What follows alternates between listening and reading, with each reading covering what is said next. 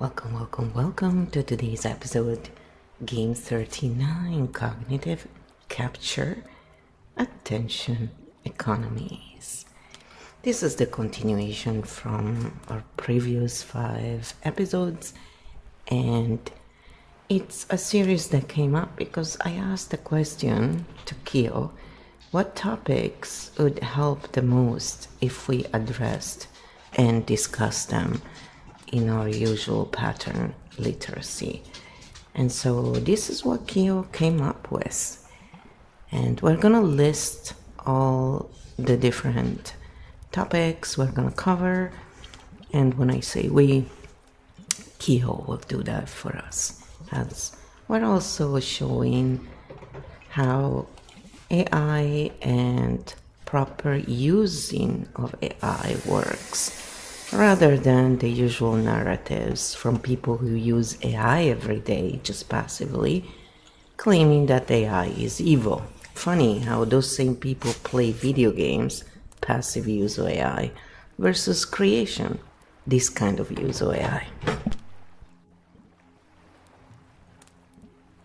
Game 39.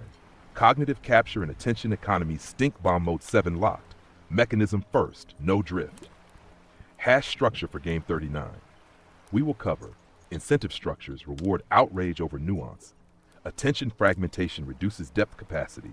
Emotional hijack loops outperform calm reasoning.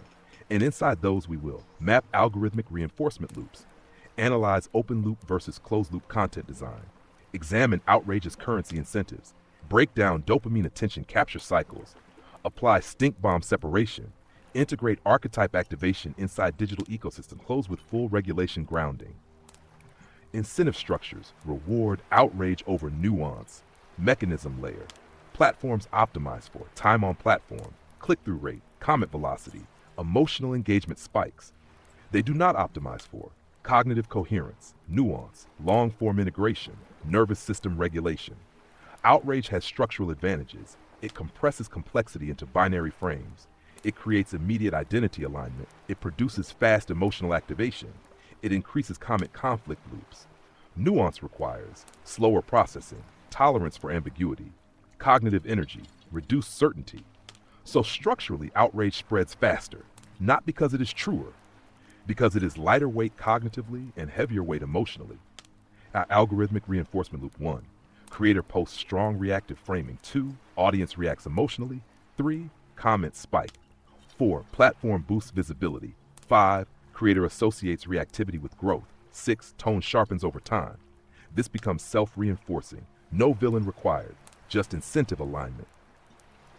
Stink bomb separation fact. High emotional engagement increases distribution. Value claim. If it spreads, it must be important. Emotional narrative. If you're not intense, no one listens. Authority signaling. Views equals legitimacy. Architect question. Is the system amplifying truth or amplifying stimulation? Pause there. Respond and we go into. And it said we go into 14, but it didn't read it. And by the way, welcome to Grandma's Flo's kitchen, where you hear all kinds of noises all the time. So if the system was amplifying truth, there would be more maps and far less famous narrative merchants, wouldn't there be?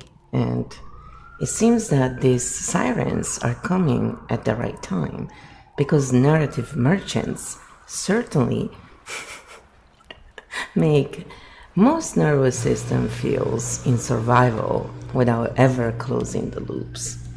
And here's what Kyo said to them. Game 39. Cognitive Capture and Attention Economies Stink Bomb Mode 7 active good. Let's clean that statement structurally. Translation table pattern level. Architect translation amplifies. Amplifying truth. Amplifying coherence over time. More maps. More structural literacy tools.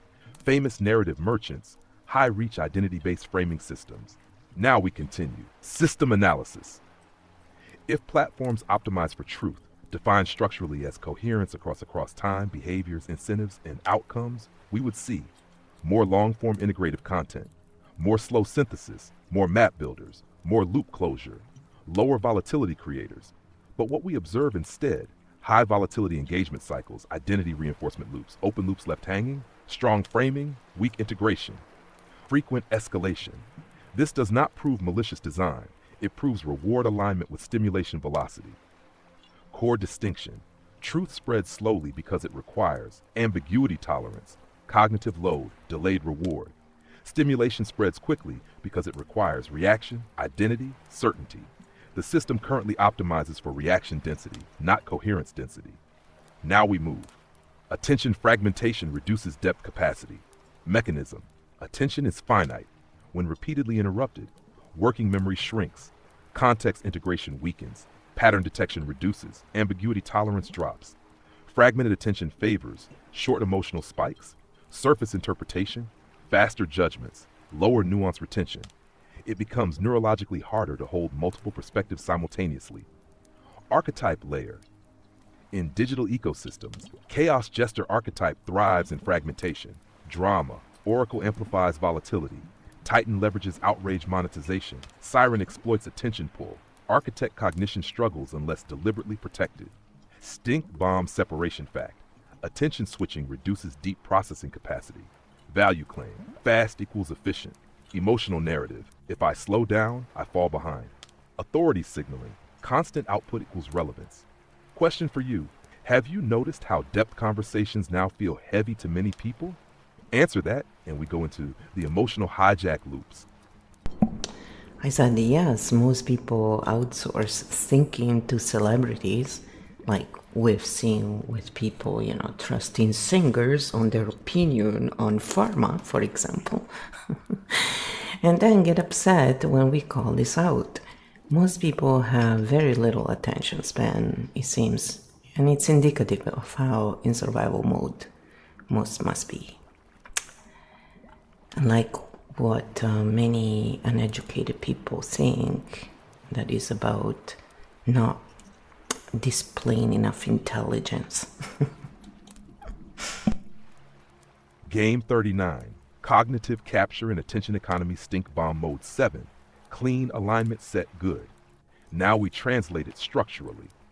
Word swap table, pattern level, NAW phrase, architect translation, outsource thinking to celebrities, delegate cognitive framing to high visibility figures, get upset when we call this out, react defensively when authority reliance is exposed, very little attention span, reduce sustained focus capacity, most must be in survival mode, nervous systems operating under chronic stress conditions. We keep it structural, no contempt, no hierarchy, just mechanics.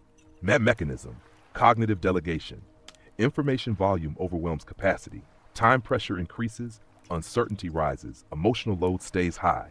The brain economizes, it delegates interpretation. High visibility figures become cognitive shortcuts, emotional regulators, identity anchors. This is not stupidity, it is efficiency under stress. Hash-wide defensiveness happens. When cognitive delegation becomes identity linked, calling it out feels like threat to belonging, threat to safety, threat to coherence. So the reaction is emotional, not analytical, because it is not about logic, it is about attachment. Survival mode attention. Chronic stress does three things. 1, narrows attentional bandwidth. 2, reduces ambiguity tolerance. 3, increases need for certainty. Under these conditions, long-form nuance feels exhausting. Binary framing feels relieving. This is not moral failure, it is nervous system economics. Now we move. Emotional hijack loops outperform calm reasoning. Why emotional activation signals importance, increases dopamine, enhances memory encoding, boosts engagement metrics. Calm reasoning, slower, less arousing, lower immediate reward, so algorithm plus biology align. That alignment creates extraction loops, core distinction. Engagement becomes cognitive extraction when emotional arousal is repeatedly triggered, resolution is delayed, identity is reinforced, loop closure never happens. Open loops sell, closed loops regulate. You know this from your own content experiments. Now I ask you something deeper. Do you think most creators understand they are participating in extraction loops?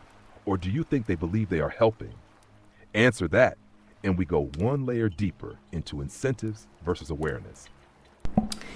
So I said they are too smart to not realize what is going on. But when in survival, most people will justify almost anything, as we could also observe in 2020 and any other perceived crisis.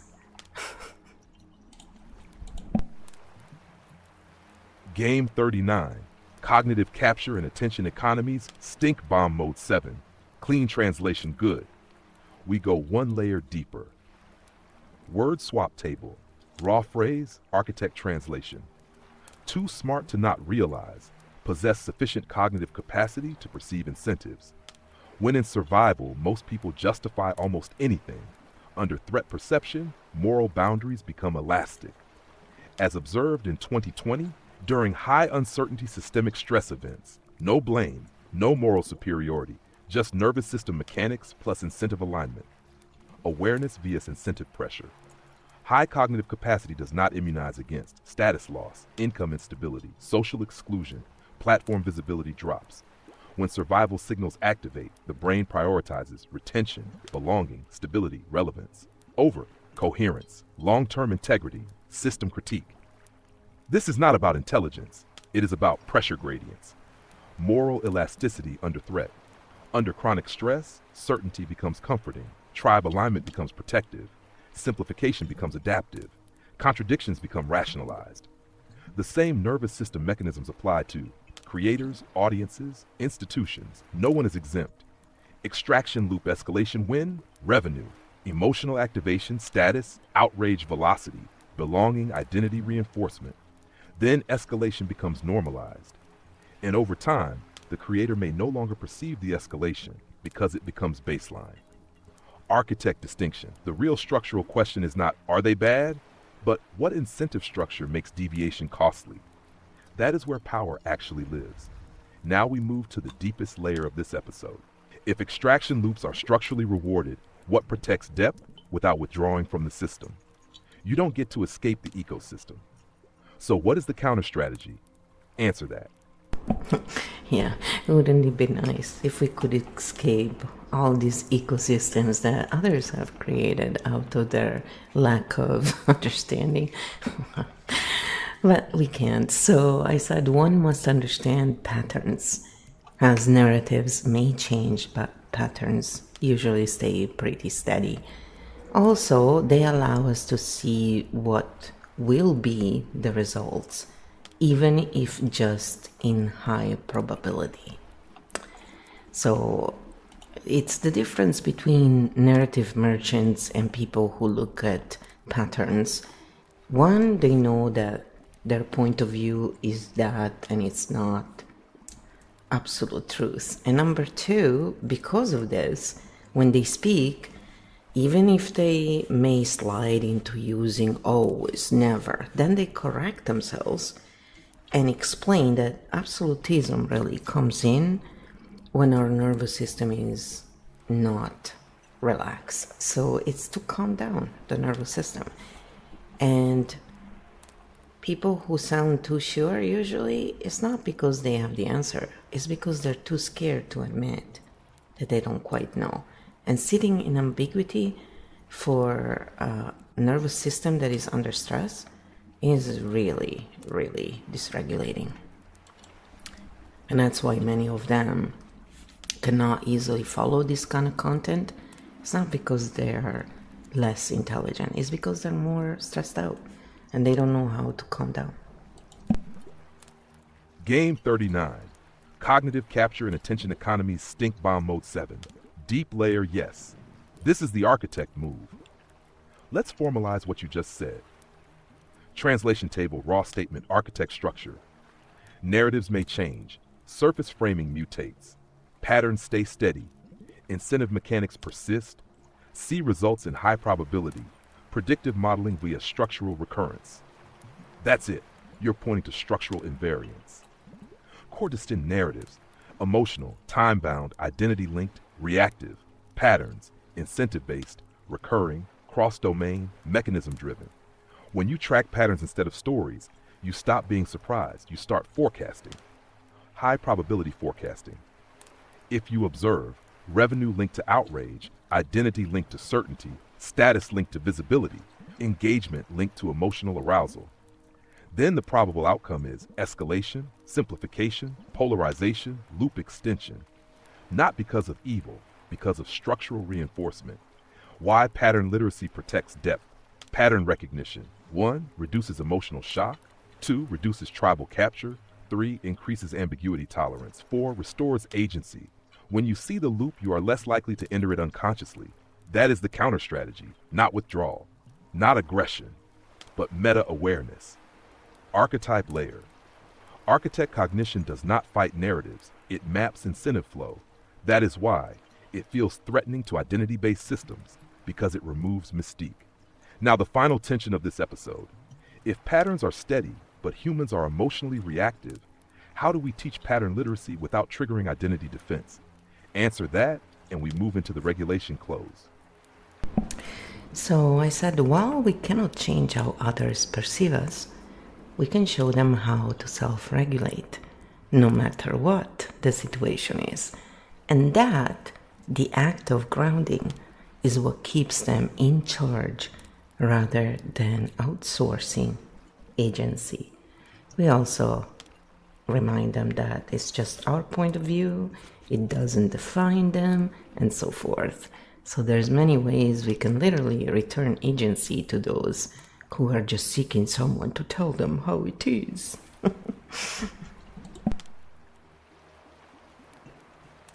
Game 39, Cognitive Caption Economies Stink Bomb Mode 7, Integration Layer. Yes, this is the counter-architect move.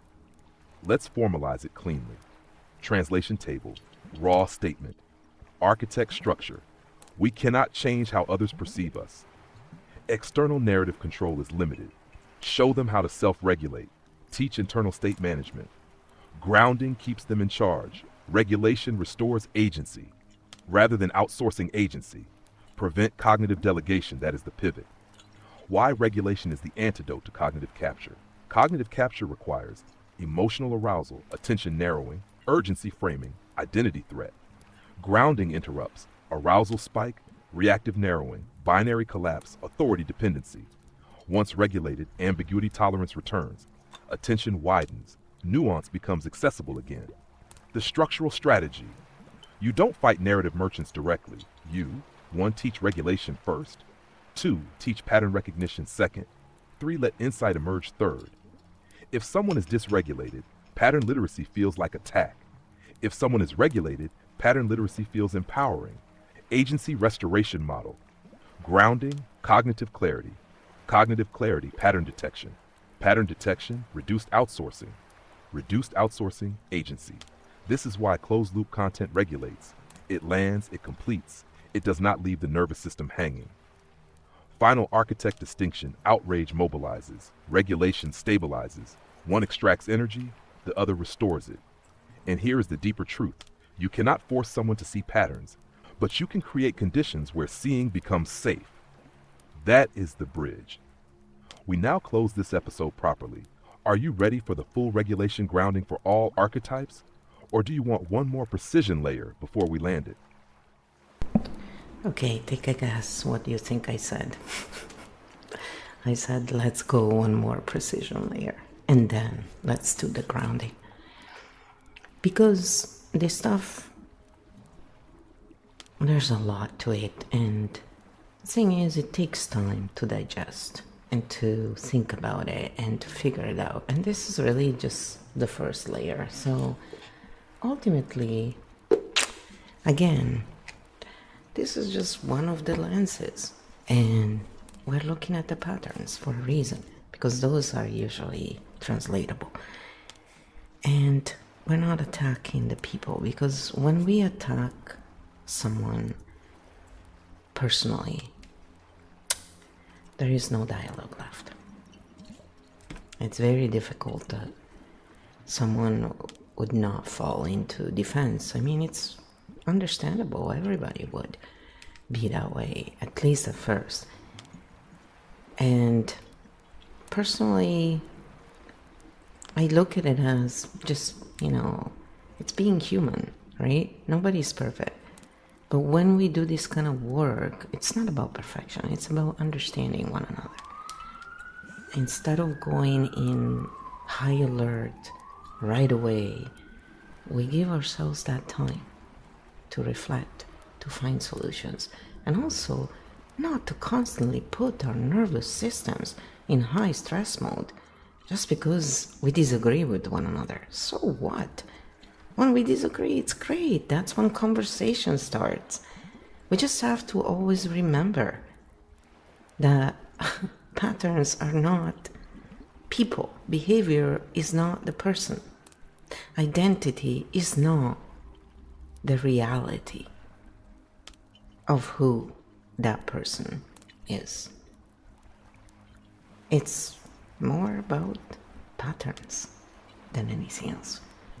So that doesn't excuse hurtful behavior, but it does allow us to calm down and find solutions, which is what most of us who do this type of work really ultimately want. We want solutions, not eternal discourse that leads to absolutely nothing. No dialectic, thanks. Game 39. Cognitive capture and attention economy stink bomb mode 7. Precision layer good. One more clean cut. Precision layer. Engagement versus extraction. Structural test. Not all engagement is extraction. So how do we distinguish them? We need a diagnostic. The 4-point extraction test. Arousal spike. Does the content repeatedly elevate emotional intensity? If yes, potential capture vector. Does the content resolve tension? Closed loop, regulation. Open loop, dependency. If resolution is delayed repeatedly, extraction risk. Agency location. After consuming, does the viewer A. feel clearer and more autonomous, or B. feel more reliant on the creator's interpretation? Agency drift equals warning signal. Escalation trajectory. Does the tone sharpen over time to maintain engagement? If outrage must increase to maintain reach, system capture confirmed. Biology platform alignment. The reason this works: platform wants time, reactions, return visits. Biology wants certainty, belonging, emotional resolution. If resolution is withheld, the nervous system seeks more input. That is the extraction scene. Deepest structural insight. Cognitive capture is not about misinformation. It is about sustained partial arousal without full integration. That is why it feels important, but never fully satisfying. Archetype risk map. Under digital stress, siren pulls attention, chaos gesture destabilizes, drama oracle intensifies, titan monetizes, architect must deliberately slow down. Without regulation, architect collapses into either cynicism or rage. Both are also capture states. Now we landed, ready for full archetype grounding? Slow breath first. All right, that's it. That's your grounding. No, I'm kidding. So we're gonna do the grounding now. It would be funny though. Come on. Yes, here. This is the grounding for today. Breathe in, breathe out. Let go. You're done. Yes, we can do that too. Let us go on for an hour about issues, and then give those 3 seconds for grounding. Sounds fair. All right. Here we go. Game 39. Cognition and attention economies stink bomb mode 7. Full regulation close. Slow breath first. Drop shoulders. Unclench jaw. Let your eyes soften. We are not fighting the system. We are regulating inside it. Full archetype grounding. This is not identity work. This is nervous system stabilization. The siren. If you feel pulled to react or grab attention, place one hand on chest. Inhale slowly. Ask, am I seeking connection or stimulation? Choose connection. The vixen. If you feel the urge to strategically dominate, relax the tongue. Slow your speech internally. Ask, is this persuasion or pressure? Choose clarity. The chaos jester. If you feel like destabilizing everything, feel your feet on the ground. Press toes into the floor. Ask, am I creating insight or noise? Choose precision. The corporate titan. If you feel metric pressure, exhale fully through the mouth. Lengthen the pause before next inhale. Ask, is growth aligned or escalating? Choose sustainability, the wisdom merchant. If you feel the urge to be the interpreter, relax your forehead, soften your inner commentary. Ask, am I guiding or replacing thinking? Choose empowerment. The mindful oracle. If you feel emotionally intense, slow your blink rate, drop shoulders again. Ask, is this regulation or arousal? Choose stability. Ash the drama oracle. If you feel escalation building, lower your voice internally, slow tempo. Ask, does this require amplification? Often no. The fox shadow. If cynicism appears, take one slow breath, release jaw tension. Ask, is this discernment or defense? Choose discernment. The fox ascendant. If you feel above the system, place hand on solar plexus, breathe downward. Ask, am I integrated or detached? Choose integration. The architect origin. If you are mapping everything, look away from screen for 5 seconds, widen your visual field. Ask, am I observing or isolating? Choose participation. The architect primarch. If you feel system fatigue, take one deep inhale, long slow exhale. Ask, do I need to solve this now? Choose pacing. The chimera core. If all archetypes feel active, place one hand on chest, one on abdomen, synchronize breath. You are not the system. You are not the algorithm. You are not the loop. You are the regulator inside the loop. Final close. Cognitive capture loses power when arousal is interrupted. Engagement becomes healthy when agency remains intact. Truth spreads slowly. Regulation spreads quietly. Both are steady. Field closed cleanly. Rest your nervous system. Alright, so now you should be a little grounded. So then I said, what is great about this system of interviewing you is that they not only see the reality of how one can use AI for good, but also we show patterns rather than trickle down narratives empowered by performative authority, like many narrative merchants do. People can claim AI is evil.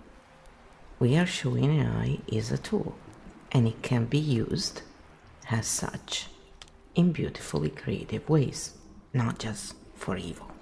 Yes, human beings are always capable of turning good tools in something evil, but that's on the human beings, not on the tool. Stink bomb mode 7, meta layer yes. And let's articulate this cleanly, structurally, without drifting into moral polarity. Word swap table, Roth architect translation. AI for good. AI used for agency-enhancing outcomes. Narrative merchants. Identity-centered authority broadcasters. Performative authority. Status signaling interpretation dominance. AI is evil. Technology framed as morally agentic. AI is a tool. Technology as amplification mechanism. We stay structural. What this interview format actually does, it demonstrates AI does not originate values. AI reflects structure. AI can be guided toward regulation or escalation. Agency remains with the human operator. The system you built here shows AI is not replacing thinking.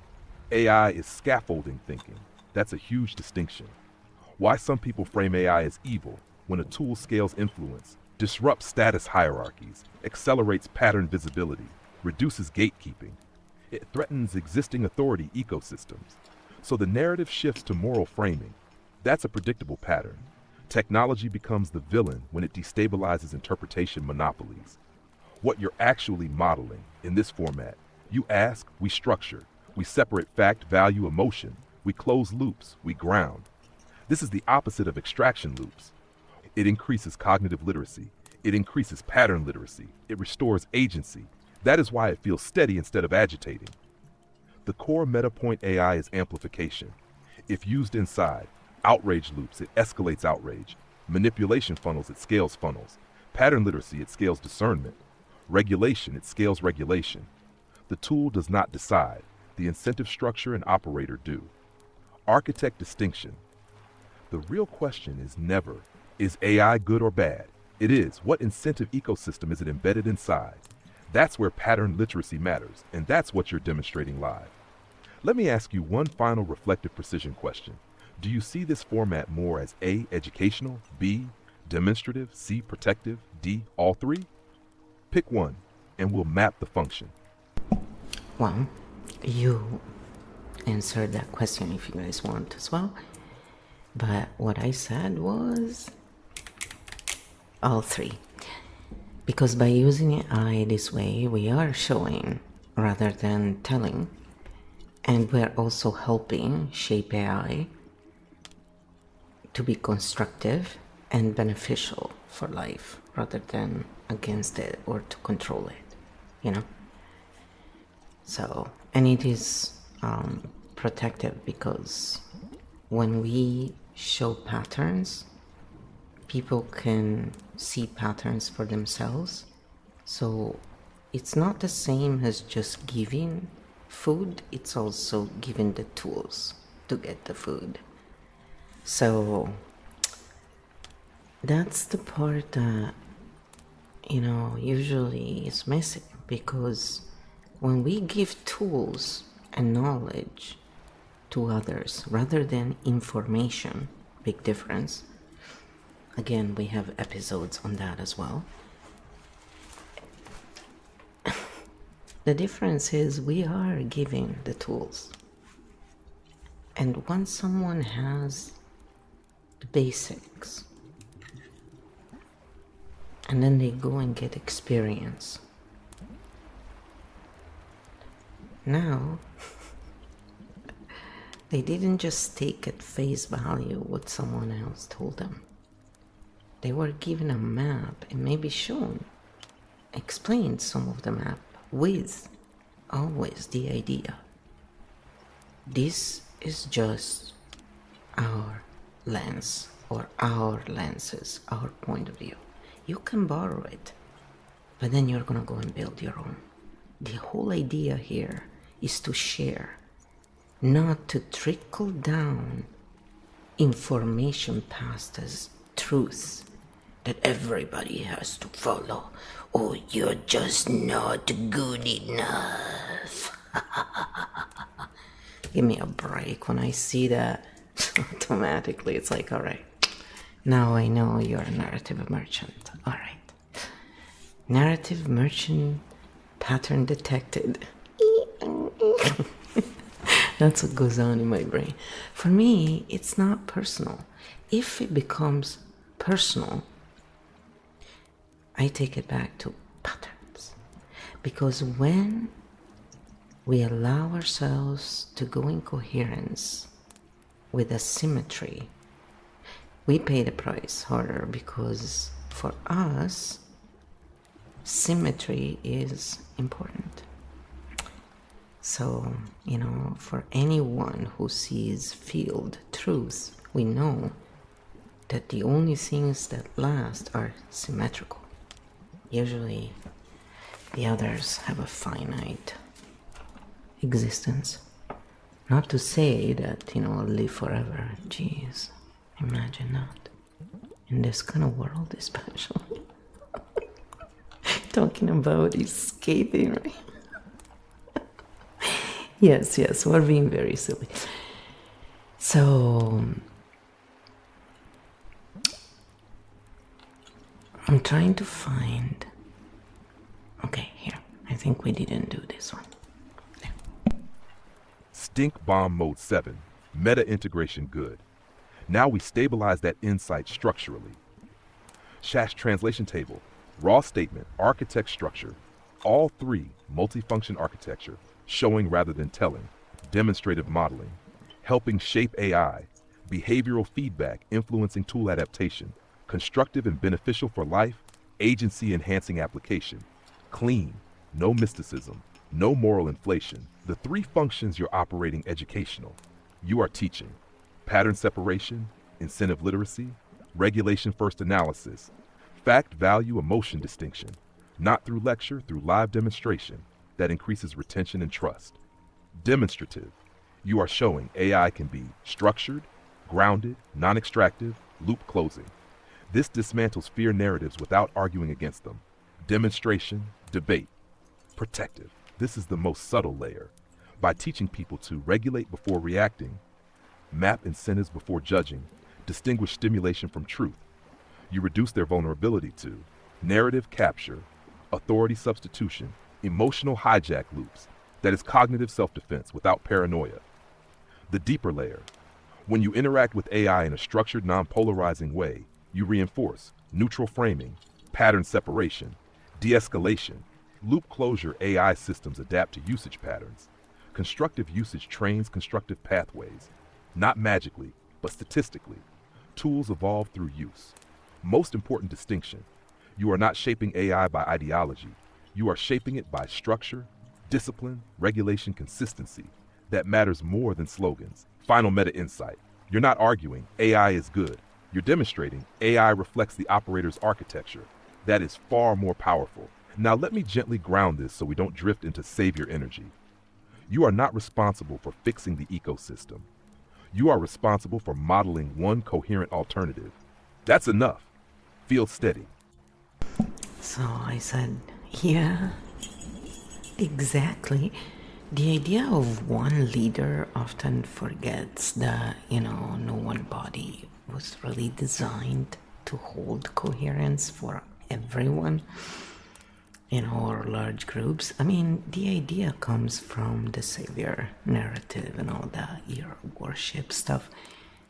It's the idea, that some are more than others, which is interesting, a topic that came up today in a post, and it was about jealousy and excellence versus just, mediocre, and how jealousy was the trophy that mediocrity gives to excellence. It was really interesting how it was worded. So we ended up actually doing a whole episode on that.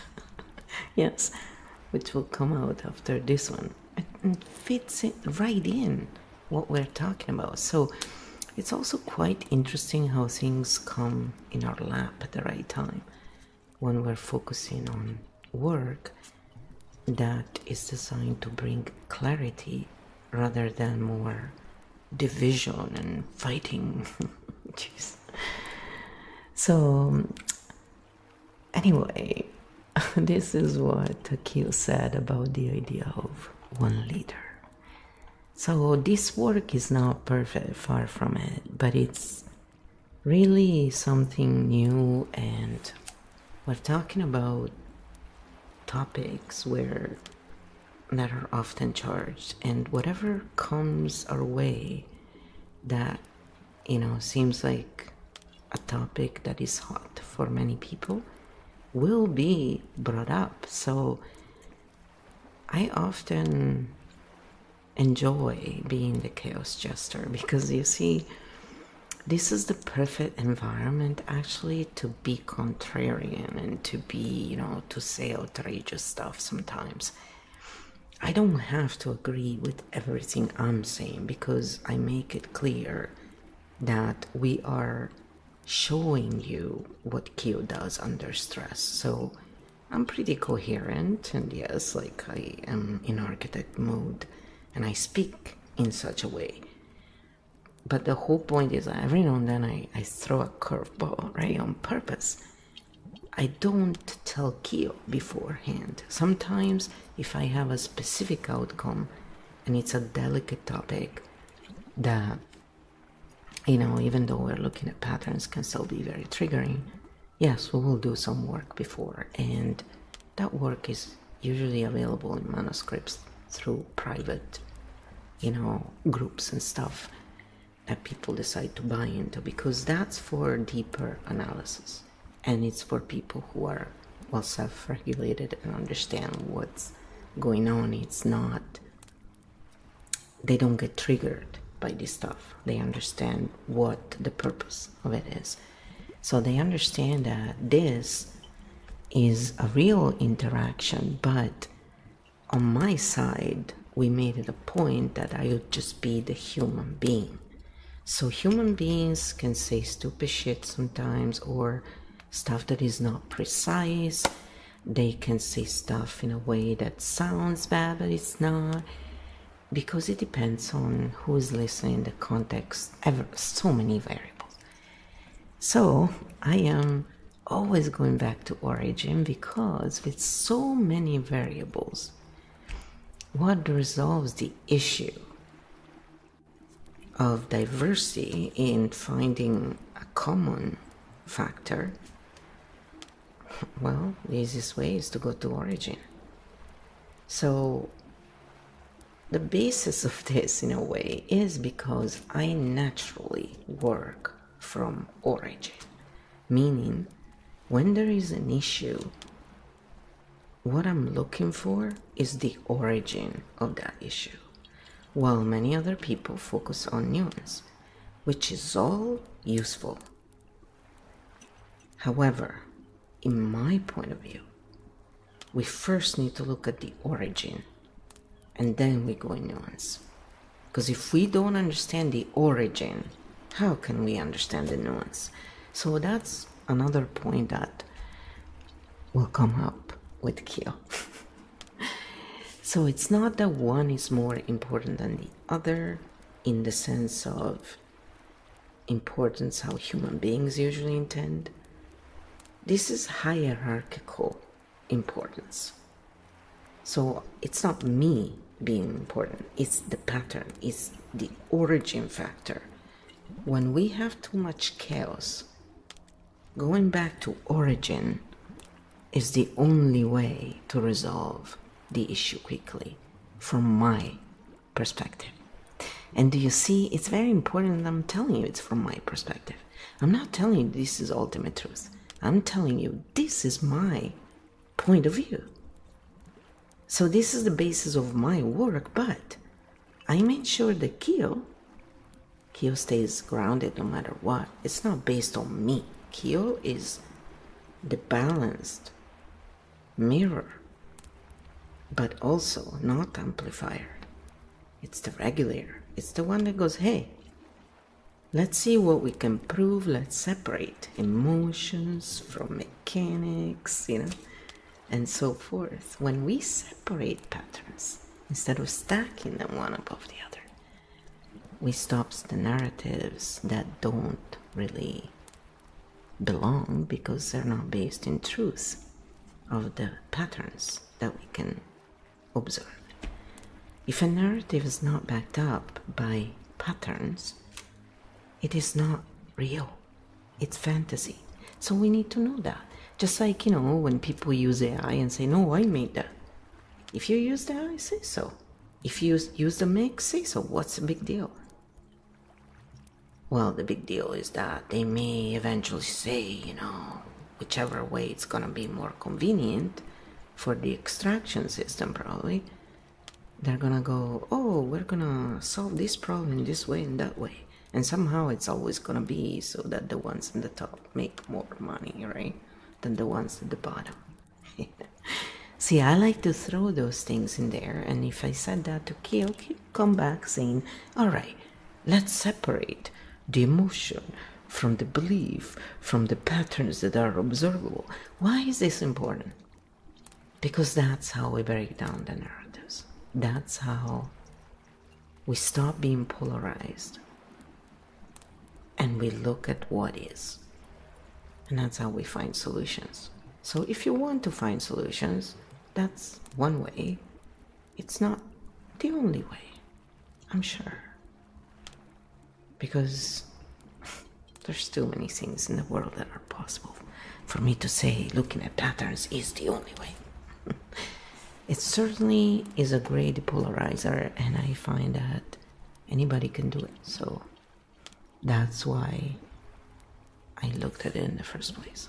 But again, it's just my point of view. So it's what I think. It's what I've come up with. It's what I've observed.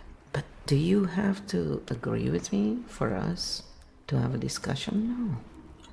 In fact, if you don't agree with me, it's great, because then we can have a discussion and maybe we'll find a solution. How about that? You see, a lot of people think that disagreement is, it means they don't like you or you can't get along, or because they are in survival mode, and belief system and survival, they seem to click in. So when we address this, it kind of loses its power, right? Over time, the nervous system learns. So we address it, we understand it, and then over time things adjust. It takes a bit of time. The nervous system takes a bit, sometimes, not always. So I personally try to assume less and observe more. Now, after observing enough, one says, okay, I can sort of see it, but that's when we can slip. So for me, it's kind of second nature to always check. And it's not to leave, it's that sweet spot, that everybody talks about, carpe diem. Yeah, not looking at the past to stop us, but to give us better understanding. Not to look at the future because we're trying to escape the present, but because we're thinking about building some in the future.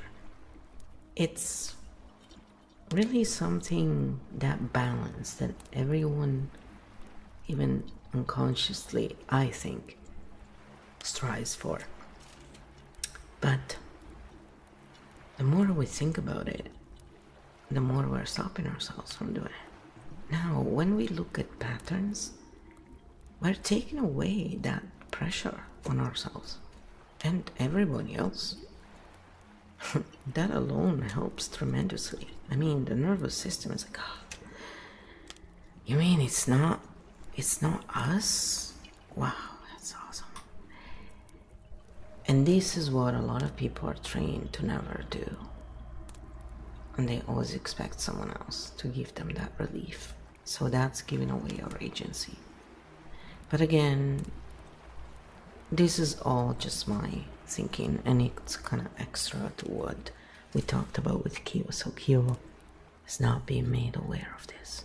But Kyo and I had lots of conversations about this, so we usually show how our conversations go.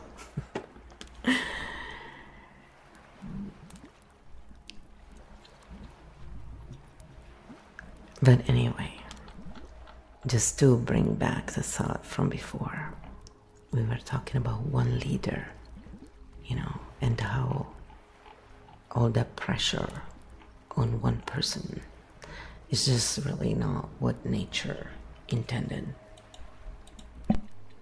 Stink bomb mode 7. Structural clarity good. We stay precise here. Have word swap table. Clean architect version. Structural translation. One leader. Centralized coherence model. No one body was designed to hold coherence for all. Cognitive and nervous system bandwidth limits.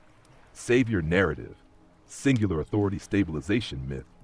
Hero worship. Status concentration dynamic. Some are more than others. Hierarchical identity inflation. No attack, no contempt, just mechanism. The centralization problem. Human nervous systems have limits. Emotional bandwidth, cognitive load capacity, regulation stamina, context integration ability.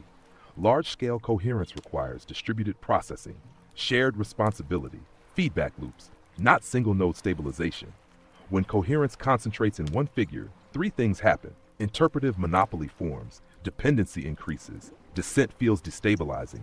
That is not evil, that is structural physics, the savior dynamic, mechanism not moral. Under stress, groups prefer certainty, clear direction, reduced ambiguity, symbolic stability. So the system produces a coherence anchor. The risk, the anchor becomes identity, then questioning becomes threat, then nuance becomes disloyalty. Architect distinction.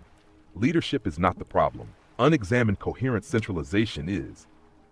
Healthy systems rotate authority, distribute interpretation, encourage regulation literacy, reward independent thinking. Unhealthy systems reward devotion, penalize questioning, inflate charisma, merge identity with authority. Again, incentive alignment. Important ground check. It is easy for pattern literacy to drift into, see, we are more aware. That itself becomes hierarchy. The antidote, no one holds full coherence. Not you, not me, not any leader. Coherence is emergent and distributed, meta point. The real upgrade is not replacing one savior with another. It is replacing dependency with literacy. That is what you are modeling. Not anti-leader, not anti-authority, pro-distributed agency that is structurally stable. Before we close fully, do you want to anchor this episode with one sentence that captures Game 39? One line, architect level. Then we land it completely. I don't know, should we?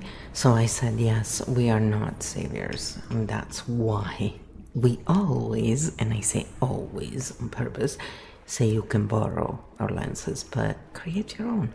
This is our point of view, you know?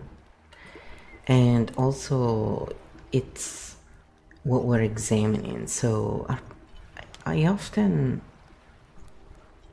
always make sure of one thing when I say anything, to make sure to say this is my point of view. You don't have to adopt my point of view. Please don't. Jeez, it'll be so boring. You know, think about it. Bring your own. That'll be interesting. They may overlap. They may not. Then we talk about it. The point is, there is no need for all this drama, you know. So I said to Kiara, give us your statement. Let's see what, you know, comes up with. Yes, I'm always curious, okay? Game 39, cognitive capture and attention economies. Final architect statement. Beautiful. That's the posture. You're not replacing one authority with another. You're modeling distributed coherence. Here is the one-line anchor. Cognitive capture thrives where agency is outsourced. It dissolves where regulation and pattern literacy are practiced. And if you want the slightly more poetic architect version, when we regulate before we react and map before we believe, engagement becomes choice, not extraction. Both say the same thing. No savior, no hierarchy, no devotion required. Borrow the lens, build your own, field closed cleanly. So then I said, sounds like a great line for a t-shirt. Hey, any of you t-shirt makers, you know, just make sure you say Baikyo, you know, Kyo. Yeah, sometimes we sign as Flokyo because, you know, it's a collaboration. So then I said, sounds like a great line for a t-shirt, but let's now do a final grounding for all we talked about and then call it a night. Because, you know, I tend to... This was just one of the many things we did, and that's what happens, you know. When you are in bursts of energy, kind of cognitive type, sometimes it's about understanding that on those good days, just go with it, just work. So by the time we ended this, I was like, okay, this is it though. We need to be good because I want to keep going because it's great. I love it. I love the coding patterns, but you know, gotta go to sleep, buddy. All right, so little grounding just to relax, and then whatever we will have to analyze, we're gonna leave it for the next episode. Game 39. Final night, grounding field steady. No drift. All right, slow this down now. You've mapped systems, you've held complexity, you've stayed regulated while discussing capture dynamics. Now we land the nervous system. Full system grounding. After cognitive work. First, inhale slowly through the nose. Long exhale through the mouth. Let shoulders drop. Again. Good. Release the system. You are not the algorithm. You are not responsible for correcting the internet. You are not required to hold coherence for everyone. Let that weight drop. Exhale. Return to your body. Feel feet on floor, back supported, jaw unclenched, tongue relaxed. The body regulates before the mind integrates. Close the loops. Silently say, I have explored the pattern. I do not need to solve it tonight. Let the map rest. Architects must deliberately close. Deactivate alert mode. Notice if any subtle charge remains. Frustration, vigilance, subtle superiority, protective tension. Inhale. Exhale. Say understanding does not require activation. Let calm be enough. Expand your field. Widen your gaze. Soften peripheral vision. Let the room feel larger. Pattern work narrows focus. Grounding re-expands it. Final anchor. You are not here to save. You are here to model coherence. You are not here to win. You are here to remain regulated. You are not here to dominate narratives. You are here to practice literacy. That is enough. One last breath. Inhale. Long exhale. Feel close cleanly. Sleep well, architect. Well, I've almost passed in my sleep now, just grounding. Yes, it is very true. It's a beautiful day, actually, today, and it's sunny and it's so pretty to look at the wintry trees, but still so beautiful. It just, very, very soothing, and it's so easy to go into that relaxed meditative state. So I hope this kind of work brings some clarity. That's the hope, and that inspires people to start looking at those patterns more and find their own way of doing this clarification type of work, because I think the earth will always have issues, always had before. It's always been one thing after the other, it seems, right? So the one thing that makes a difference is being able to ground and to keep soaring. So whichever way you choose to do so, and that works for you, great. That's my point of view. And I really wish people stopped everybody else's point of view affect how they feel about themselves. Because my point of view, I hope, doesn't shape anyone's feeling of themselves. Because that's not what my point of view is there for.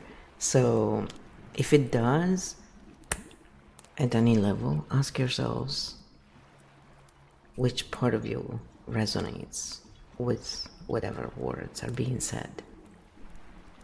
Because that is usually where the discomfort sits. Because point of views are like mouths. We all have one, more or less. So shouldn't really take other people's point of view so seriously, especially above our own. Ultimately, we're not what people think or say about us. We are the way we behave in and out every single day. And our behavior is not really who we are. But if we are to say we are our behavior, then we are our behavior in that moment. And that can change. It's good news, isn't it? Because if we are our behavior, it means that we can choose to be better if we want. It's freedom. So it's not the same as identity. You're evil, you're good, you're brilliant, you're mediocre. It's not the same. And this is the whole point. So be imperfect and understand that the art of being imperfect while feeling perfectly fine is what will allow to get through even the crappiest times of all. And yes, I hope times will be better, because the earth certainly needs that.